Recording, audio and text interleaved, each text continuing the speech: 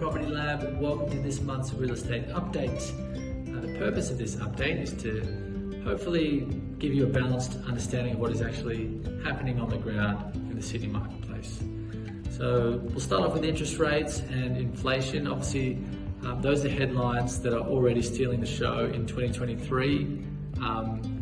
That is having an effect on household budgets. In saying that, the Sydney real estate marketplace seems to be still holding steady.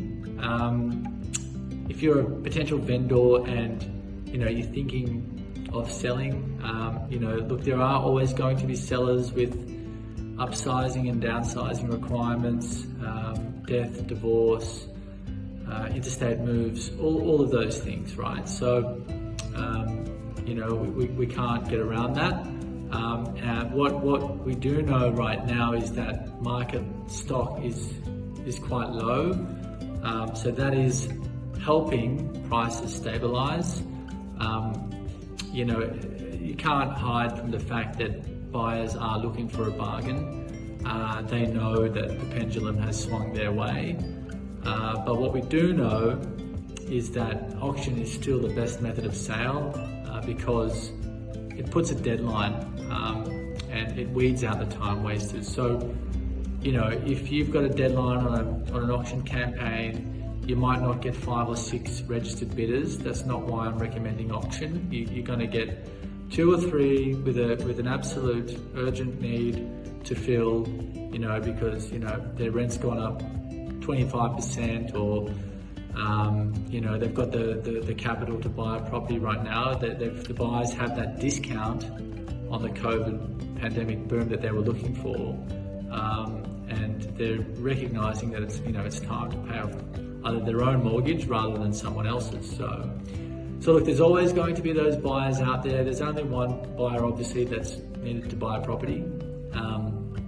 So it's great if we can create that scenario of 2 or 3 buyers competing. And keeping good results in the market. If you're a prospective buyer and you're looking to buy, you've heard me touching on how there's no time like the present. If you are a prospective buyer, okay, you're probably not able to borrow what you could 12 months ago. You might have to settle for something a bit less than what you would have liked. But let's be realistic. Interest rates, historically, we're back to 2013 levels, still historically quite low. They were never going to stay around 1 or 2%, and that's the reality. So if you are an investor, then, great time to be looking. Prices have come off. The rental prices are going through the roof. If you pick up an investment and you put it on the market for rent, then it's likely you're going to get 15, 20, 30 groups lining up outside your property to rent it out.